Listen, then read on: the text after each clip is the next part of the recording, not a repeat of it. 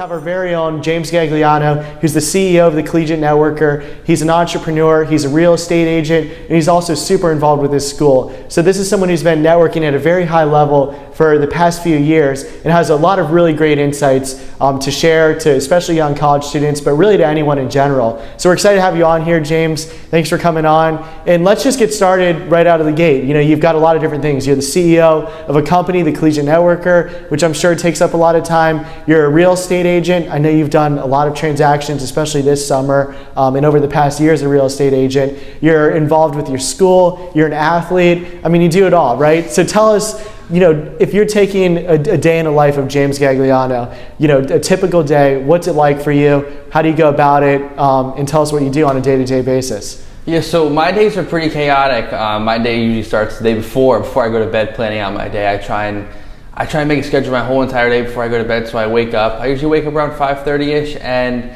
off the bat, I'm dealing with real estate clients, and I'm trying to maneuver deals, get stuff done, and that makes it very chaotic too. Especially, I still go to class. Yeah. I'm still there to get good grades, so that definitely always adds a hiccup in the day, I would say, just because timing and stuff like that always gets. You know, I usually get a call probably with a client, be like, "Hey, can you show me this property? We need this stuff done." And that usually throws a big spin in my day as well. Also with Collegiate Networker stuff as well, we have a lot of moving pieces with that right now as well. We're planning a huge workshop. I'm interacting with students, helping students build resumes, LinkedIn, stuff like that. And that can get a little chaotic with, you know, on top of all the things I am involved with hockey, student government, student ambassadorship. So my day does get very chaotic, but I always end up making it work. With that, I mean, a lot of college kids, they have to worry about homework, classes, and that's pretty much it, right? A lot of the rest is leisure. Like, what would you say, got you into real estate, which isn't something that's typical for a 20-year-old college student? Where did that journey start? How'd you get into it? And maybe some of the challenges you faced along the way, I'm sure, getting into an industry like that. Yeah, I've always had a distinct love for real estate. I've loved always growing up watching so many different big real estate investors do a bunch of flips and properties like that. So that really made my love for it as well. And when I first started getting into it, because I got my license, I would say just about a year and a half ago, just around this time, I wanted to really get my name out there. I wanted to be in the midst of a transaction, help that first-time home buyers get their property, and that was the main drive for me. I love connecting with people. I love talking to people, and so I got into it about a year and a half ago. I ended up passing the exam around, I would say, July of a year and a half ago today. Now, granted, it did take me 12 times to pass the exam. That's one thing I'm not super proud of, but I was able to get it done. I'm sure that shows a lot of determination, James, to take it that many times. It does, and being very young in the industry, there's people who have been doing real estate longer than I've been alive. So anything I can bring to the table and show them who I am to gain trust, because without trust and without different connections and meeting people, it's very hard to kind of be a lone wolf out there, especially in the big city of Tampa. Yeah, and so kind of with that approach, right? I know you've had a mentor over the past year and a half who's really gotten you into the business, who showed you a lot about it, and even this house that we're in right now, I know you've lived doing it with her. Can you tell us about your mentor and how you started that relationship, and then kind of how it's grown over the year, let's say, the past year or so? Yeah, so my mentor is Shelly Cyrak, and that relationship started a little bit after I got my license. And who's Shelly Cyrak for background information? So yeah, Shelly Cyrak, she has been an agent in Treasure Coast for more than 25 years, a single mother. I actually met her through one of my best friends. I went to high school with Sam Cyrak. I've always known that his mom's been very successful, and once I found out he was getting his license, and same time I was getting my license, so that kind of it made a mutual bond between us, and I was able to meet his mom through that. And once I did obtain my license, I reached out, because during the whole entire process of me failing, I had to look for help. I wasn't going to be able to pass it by myself, so I got a lot of cool insight from her on how to pass it, cool tips and tricks. And one of the main things that I was looking for was a mentor that I can really see eye to eye with. And from the jump of our relationship, I have always showed to her my determination, and that no matter what, I'm eventually going to get the job done, especially when you think about it like this. I failed the exam 12 times. A lot of people would have quit that. A lot of people do quit, right? You look at it. 60% of realtors stop after 6 months. And that is a crazy statistic to think about. And, During those times when I was trying to pass the exam, I would always come back and I would study with Sam and I would ask her for tips and tricks on how to pass it. And just from that initial point, that's when she really gauged trust for me, and she saw how determined I was and how hungry I was. And so after I did eventually pass the exam, she had a very good understanding of who the person I really was at heart, how hardworking I was, and how determined I was to, anytime I do get a task, I am eventually going to get it done, even though it might take 12 times. Yeah. So after that, I kept in touch with Shelly a lot. I really asked her. I was always interested in what she was doing. She's been very active in the community, and her transactions are off the charts. She is doing 15 to 20 transactions in a 3 to 4 month period. So she has been killing it. And I've always been interested in what she's been doing, always asking to see if there's anything I can do, because I was hungry just for something to do, even if it might just be a follow around for the day.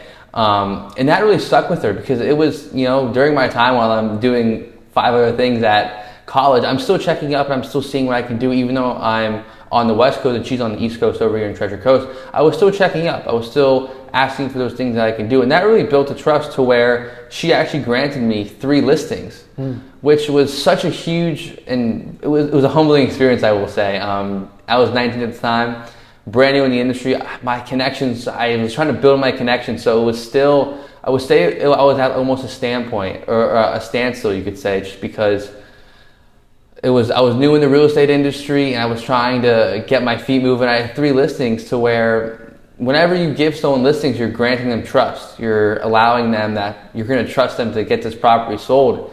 And I kind of hit a standstill, you could say, just because I was looking at it the wrong way. My target audience was completely off, and that's when we had that point in our time in a relationship where I had to go to her and ask her for help, which at that point, it was humbling for me, because I was kind of riding a highway, you could say. I just passed my exam. I just got 3 awesome, cool listings, and now I'm struggling to sell. So that was a hard point too, as well. Also balancing 5 classes, a lot of. It probably goes back to what you said, right? You can go at real estate kind of by yourself, especially as a young person going, solo is going to be tough to do, right? So I'm sure having that mentor that's 25 years of experience really added a lot to you and really guided you along that right direction. Oh yeah, it really did. Having that insight from her as I tried to go lone wolf, you could say, I learned very fast that's not the right approach to go, especially in real estate and in Tampa as well. And she guided me. She gave me a lot of tips and tricks, and she actually helped me sell those listings. In a sense, she gave me a lot of great insights in what I was doing right, what I was doing wrong, and later on down the road, we eventually got those listings. So, it was such a great experience to see all the clients that I was able to meet, and the other agents I was able to connect and learn from them as well during the process. It was a great experience, and that led up into this past summer, you could say. Once I got those listings off and sold, I would say that was another addition to my trust to her and her trust to me. Her seeing that I am trustable and she can give me tasks and she can give me things that, yes, are going to allow me to grow and become a better person and a better agent. And I think that's the main thing that kind of got to where I was in the beginning of the summer, having that trust in the summer. And I came back to summer and we have been killing it. I've been by her side the past 4 months during the summer, and I've helped in over 10 plus transactions from the listing presentation to the closing day. And it's been a great experience. And we're actually in one of my final listings here before I go back over to Tampa. It's a surreal experience being in a listing it's about to get closed. We're under contract. It's super exciting. So walk us through, right? If somebody is 19 years old, maybe in the same place that you were, right? Wants to go out and build a network, establish themselves, really get involved, right? They've crossed that step of taking action, right? They really want to go do this, but maybe they don't know many people, right? Maybe they haven't really looked into their contacts too much. What would you say is the number one way of how they can go out and find a mentor in an industry that they're maybe interested in or that they know they want to get into? Because I think that's such a big part of it, especially for young college kids or people in their late teens or early 20s even, is finding really that mentor that's had the experience, that's been involved. But where do you start if you know nobody, you have no connections, maybe you do or maybe you just don't realize it? Where would you go to find that with whatever industry you're in? Yeah, so, first before, especially if you're in that situation, kind of how I was when you didn't really know a lot of people and you were kind of trying to get your name out there, you really have to self-assess yourself and see where you are. And you have to start with the people. Who do you know? Do you know anyone in the industry? Do you know anyone in the field that you want? You really have to take a look at yourself and write down, what are your goals? How can I get those goals? What am I going to need to obtain to be able to get these goals and these connections? And that opens up the conversation for the Collegiate Networker, because networking is the greatest skill I believe anyone can ever learn. I truly do. And understanding that skill, and it's such a broad skill. I feel like a lot of people don't understand the true aspect of it. But going back to your question, really, you're going to have to sell yourself, right? Anytime you go to meet someone new, I'm sure you've had this instance as well. Anytime you're going to go meet someone who's in a higher level than you, you're going to have to sell yourself, because if you think about it, what value would they have to get value in bringing you on, especially if they're as well known as Shelly Sarek, who's been doing this for 25 years. I had to sell myself. So you really want to build your story, and you want to be able to tell them that and explain them that. And that's how I started. I had a reassessment of myself of, what do I bring to the table? How can I sell myself to somebody?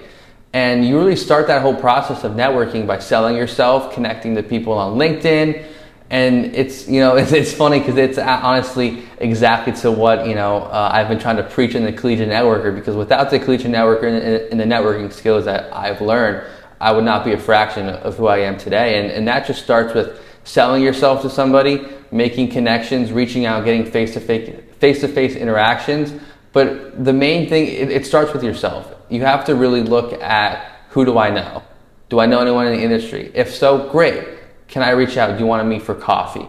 And if you don't know anyone, building your social media presence, building your own brand, because in a sense, you want to go to them with a brand of yourself to be worthy to join their team, right? So you want to build your brand to where you look presentable, you look very official, and you look like you know what you're doing in a sense, because when someone's looking at someone potentially new, they want to see someone who's hungry and driven, and especially at a young age. I think being at a young age almost gives me an advantage than people who've been in the industry for a long time, because seeing what I've done and the progress that I've made, I believe it's an advantage to be young and hungry in the industry. So those are the main points I would really start at. Looking around, who you have in contacts, who you can reach out to, building yourself a brand, reaching out, and trying to set up face-to-face interactions. Those are the best, whether it be via Zoom or at a coffee shop. That's how I've been able to meet a surplus of people in Tampa, because I've reached out with my brand that I've built for the past 2 years,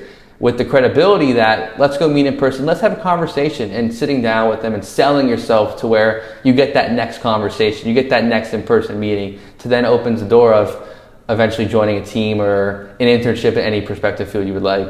And so, I think a lot of things that kids will, and kids, whether they're in their teens, whether they're in their 20s, you really name it, right? If you have kind of that inexperience, right, of, maybe it's been 2 years where you've done a lot over the past 2 years and everything's gone, well, right? You've been doing it well, but you haven't been in the industry for 20 years, right? What would you say is a way that you maybe overcome some of the struggles of your age, maybe, right? Or, do you use it as an advantage? Is it an advantage? If somebody comes to you and says, why should I, place my home searching of finding my dream home in the hands of a 20-year-old, right? Is that where, you come in, where you pair with your mentor, Shelly? Or how do you overcome that, right? Because I think that's probably a common issue that a lot of people see really in any industry, right? Is that you're 20 years old, you're 22, 25, 18 even, why should I trust you? And I've gotten that question. I've had a client sit down and be like, why should I trust a 19-year-old selling my X amount of house? And that's a great question. It really is. And that's why it's so important to follow a mentor. It really is, because having that credibility behind you and having somebody else trust you, because especially in real estate, it is you need to have trust with that client. You need to have trust with your partners. You really do, because why would you allow someone to sell your house if you don't trust them? Does that make sense? So in the whole point of, I think it's an advantage. I really do. Being 20 years old and having accomplished what I have accomplished at such a young age, that pays off so much more dividends being so much younger than if I was older. The fact that I've been in the industry for almost 2 years now, and I've done over 12, or I don't even know how many transactions I've done in the past 2 years. That credibility goes so much more than if I was in the industry, let's say 10 years down the road, because I'm so young and it shows how hungry you are, because It shows the potential that's there, right? it does, because you don't have to do this. Especially I'm in college. I could easily just not be involved with this if I wanted to, but I want to. I want to be out. I want to be making deals because I love it. I love that. I love the feeling of helping, like I said, the husband and wife buy their first home. It's stuff like that really makes it all worth it, and just showing that how hungry I am at such a young age and what I've done in the past 2 years. But that also starts with finding a mentor as well, because it is hard to go the lone wolf route and try and convince somebody if you have no background to it. So then when you go into the Collegiate Networker, right, and more of your entrepreneurial journey, I mean, real estate obviously is a lot of entrepreneurialism, of course. You have to find your clients, you have to go about it all that way, but it's a little bit different, right, starting a company from scratch where you're going in. What made you do that, right? Is that just something that you just randomly decided to do when you said, you know what, I want to start the Collegiate Networker, and I know we've done this together, but I want to see, like, what was your motivation for doing it and making that leap to go ahead and start the Collegiate Networker? Yeah, it was a really interesting time too, because once I started learning the importance of networking and how it can open up many doors, I saw a void that needed to be filled of why isn't there a system that we can deliver this to students. I know so many students and friends, I could even say, that struggle with having a conversation with somebody, and COVID really affected that. It really did. Because think about 2-3 years ago, everyone was inside, no one was having conversations. And the importance of networking and seeing how some of my own peers were struggling having a conversation. I've always been a very open person, and I've been open to meeting people, but I know a lot of people who don't know how to have a real professional conversation, who don't know how to get the ball going on meaningful connections, don't know how to open doors with internships. And that really, it really hit home for me, because I was in that whenever I was little. I was very little. It was hard for me to have conversations. I had a speech impediment, and that really hit home. As I've been in their shoes and I've been scared to talk to people before. So if I could give these students and my friends and everyone around the world a place to where they can learn, they can grow, and they can have those conversations to allow them to have the future that they want, that's something that has driven me to really drive this business as far as I can.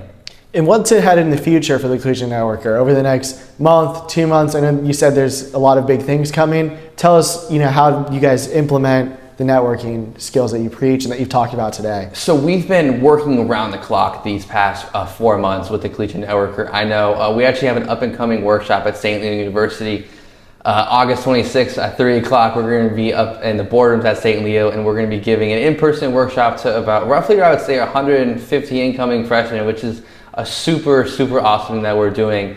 And we're just going to go over the basic dynamics of, helping them tell their story, helping them have a conversation with people. So we have that coming up as well. We also have our individualized course that we actually just recently launched, I would say about a couple months ago, and that's been a big hit. I've been networking with students all over Florida, from St. Leo, UCF, Florida State, University of Miami, getting them involved, meeting them on Zoom, and really showing them the Collegiate Networker. So we're starting to build a very good brand and a very good fan base, you could say, and a following. And we have so many exciting things coming. And the first step is getting the workshop with St. Leo done. We're looking forward to an amazing workshop, meeting students face to face, getting live interactions right in front of us to where we can help them, critique them, and really just coach them on how to go out there, especially being so young as a freshman. So that's something we're excited to as well. And once we get St. Leo going, we're going to open up a lot more doors to a plethora of universities. So you have all of these different things you're doing, right? Your real estate. You also play hockey too, right? Yeah. At St. Leo, you're an athlete. I am the president of hockey. I played hockey for a while, and I love it. I really do. And so how do you combine all of those together, right? Are you going to start flipping hockey rinks into luxury apartments, or how do all of this stuff, that everything that everybody knows James Gagliano by, how does that come together into one thing? That's a great question. All of what I do, it really all circles around the main thing, which is networking. It really does. And even I can use an example in hockey, having to build hockey's brand up to a bigger name. Like, we're playing FSU in 3 weeks, which is a school of 50,000 students, and we only have a couple thousand students. How can I network to Florida State to allow us to play an exhibition game? And there's just so many different things that I do. Student ambassadorship on St. Leo campus. Everything that I really do ties into the main goal of what I've always wanted to do, which is just serve as many people as I can, get people as many homes as I can, sell their house for them, network to students who struggle with making connections, who struggling having conversations, building a brand at St. Leo it's very warm, welcoming for incoming freshmen. As I was there, I was that freshman who was scared and I was a little nervous about college, making them feel comfortable while I'm talking to their parents. And everything really just comes into a big full circle about just networking and making sure I can give the best to people as I can. And I think I love what I do in every single aspect of it. And I love how it all ties in and just making connections, smiling with people and just helping everyone out. As far as advice, right? You've had a lot of experiences, things of that nature. What would you say I'm 18 years old. I'm just going into college in 3 weeks. I'm going to the St. Leo workshop that Collegiate Networker is holding. I have no clue. I don't have any friends there. I'm new from the beginning. Packed up everything in one suitcase and headed there. And I want to start networking, building my brand, becoming really who I want to be in the future. What would you say is the best advice as far as networking, life in general, that you would give to that person? I mean, there's so much, I could go down a list, but the main thing that I've tried to really take with everywhere I go is to truly be yourself. And especially nowadays, just because I feel like a lot of people, and even I've gained criticism from trying to make a name for myself, or I've gotten backlash from family members or anything like that, just for trying to be so proactive. And I encourage every student, especially when we do the workshop at St. Leo, to truly branch out. I really want everyone to be comfortable being uncomfortable. If you don't put yourself in uncomfortable situations, there's no room for growth. And what's the point of going to college and starting new things? To grow and to be a better person and to learn new experience. So because I'm uncomfortable every single day of just to list things that I do, but I've been able to be comfortable of being uncomfortable in my day-to-day aspects. So I just really challenge every student to be uncomfortable. Do something that you didn't think you would do. Take that risk. If you think that it's too dangerous to do this, you probably should. And my life has been a crazy journey, and just making sure that I'm always uncomfortable and I'm always open to growing and just taking that risk. That's why I've been so successful. I've taken a lot of risk in my life. There's been sleepless nights to where I think to myself, is this gonna work? What if it doesn't work? But you know what, just having the mindset of I'm going to keep going and I'm going to be uncomfortable because I'm open to growth and I want to grow, that's the greatest advice I probably could give to anyone.